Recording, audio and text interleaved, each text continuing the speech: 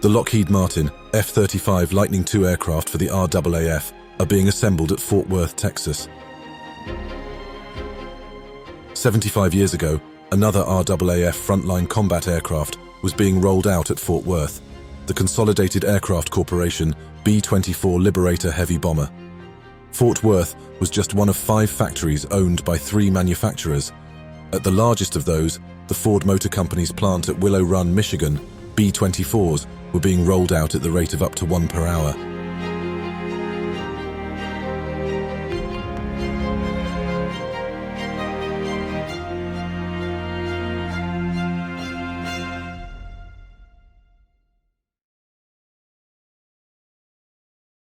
First flown in 1939, the B-24 was built in larger numbers than any other American aircraft, more than 18,000.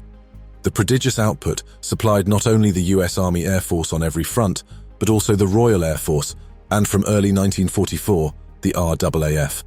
This was the only heavy bomber employed by the Australians against Japanese forces.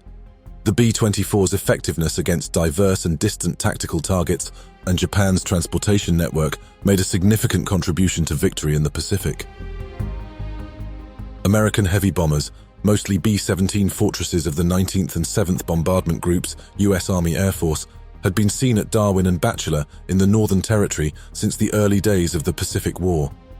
US Liberators of the 90th Group commenced operations from northern Queensland in November 1942, and from Batchelor and Fenton in the Northern Territory the following February.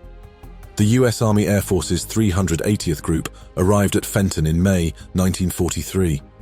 Staging for fuel at Truscott or Corunna Downs in Western Australia when necessary, the B-24 had the range to carry an effective bomb load as far as Borneo and return. RAAF crewmen joined the RAF's first B-24 squadrons in the European and North African theatres during 1941 and 42. In RAF Coastal Command, the B-24 long-range bomber covered a gap in the Atlantic Ocean, enabling it to hunt and attack German U-boats which were decimating Allied supply convoys. Later, RAAF crewmen flew RAF Liberators in both the Mediterranean and Burma-India theatres. Their missions included not only bombing, but also resupply for partisan forces and airdropping special duties operatives behind enemy lines, roles later taken on by RAAF B-24s in the Pacific Theatre.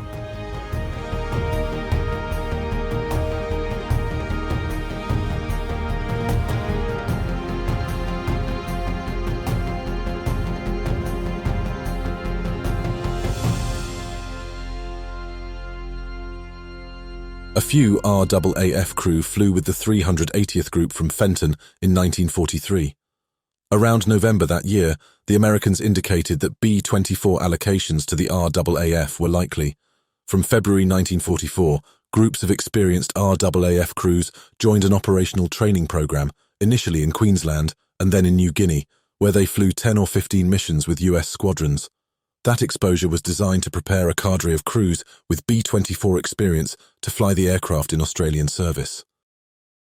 Returning to Australia, the men joined the 380th Group or became instructors with No. 7 Operational Training Unit at RAAF Station Tocumwal, New South Wales. There, on Australia's largest airfield, a dozen war-weary former US Army Air Force Liberator aircraft arrived for aircrew and maintenance staff training, before, in May 1944, new examples were ferried across the Pacific to Amberley, Queensland, a prelude to large-scale delivery. Within 6 months, Tocumwal was home to the RAAF's largest training unit, boasting 2,000 personnel and 58 Liberators. Several former Vultee Vengeance dive bomber squadrons were recalled from the New Guinea theatre and began converting to the B-24. 3 squadrons, No. 24, 21 and 23, were formed into No. 82 Wing RAAF under the command of Group Captain Derek Kingwell. No. 24 Squadron, initially attached to the 380th Group, flew its first B-24 mission on the 6th of July 1944 from Manbaloo, Northern Territory. Throughout 1944, Tocumwal-trained crews continued to undergo further training in New Guinea before joining a RAAF squadron. The majority of B-24 operations fell into 2 categories: long-duration armed patrols in search of shipping and supply craft in the Timor, Arafura and Banda Seas, and attacks on land targets such as airfields and emplacements in Timor, the Celebes, Netherlands, East Indies, and Borneo. One notable success was a series of 3 daring low-level attacks on power stations in Java between the 27th of January and the 8th of February 1945. Another noteworthy mission came on the 6th of April 1945, when, together with RAAF B-25s, 9 B-24s of 82 wing bombed and damaged the Japanese light cruiser Isuzu in the Flores Sea. 2 Liberators were shot down by sustained fighter attacks. One aircraft of 24 Squadron, flown by Flight Lieutenant S.L. MacDonald, was set on fire by gunfire from Japanese fighter aircraft and subsequently crashed into the sea. All but crew member Keith Roy Schilling perished. The other Liberator, piloted by Flight Lieutenant E.V. Ford and Warrant Officer C.G. Vickers, also crashed into the sea, with some of its crew parachuting into the sea and eventually rescued by a consolidated Catalina aircraft of 112 Air-Sea Rescue Flight. Minutes later, the Catalina was strafed by an enemy fighter. It caught on fire and was abandoned. About an hour later, a second Catalina arrived, and the survivors from the first Catalina were taken aboard.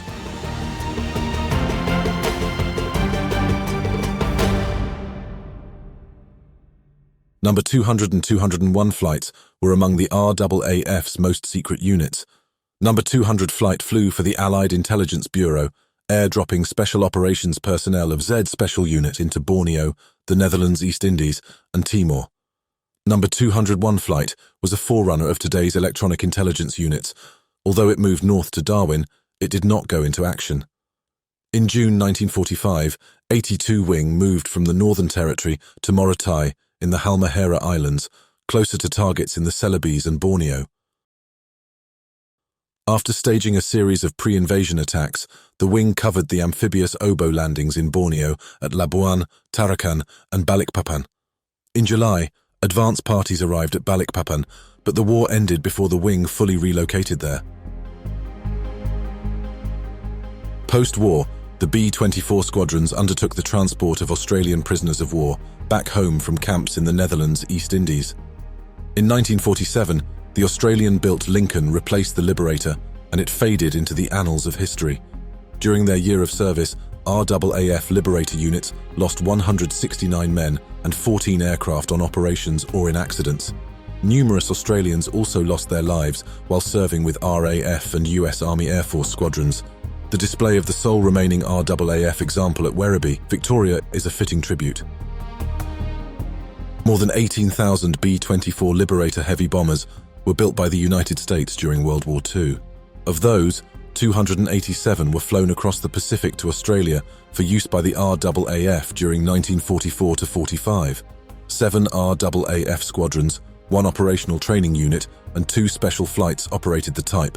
Number 12, 21, 23 and 24 squadrons flying from Northern Territory bases and later from Morotai in the Halmaheras, Number 25 Squadron from Western Australia, Number 99 and 102 squadrons in Queensland, 7 Operational Training Unit at Tocumwal, New South Wales, and Number 200 Special Duties, and 201 Radio Countermeasures, flights flying from Queensland, Northern Territory, and the Philippines. The RAAF's use of the aircraft focused on tactical raids on Japanese airfields and installations, patrols and low-level attacks on enemy supply vessels, support for the oboe invasions of Borneo, and long-range strikes northwest to the Netherlands East Indies, while 200 flight airdropped special mission personnel into Borneo and the Netherlands East Indies. This heavy bomber played a significant role in victory in the Pacific, and equally significant role in the relatively small Australian Air Force during the Second World War.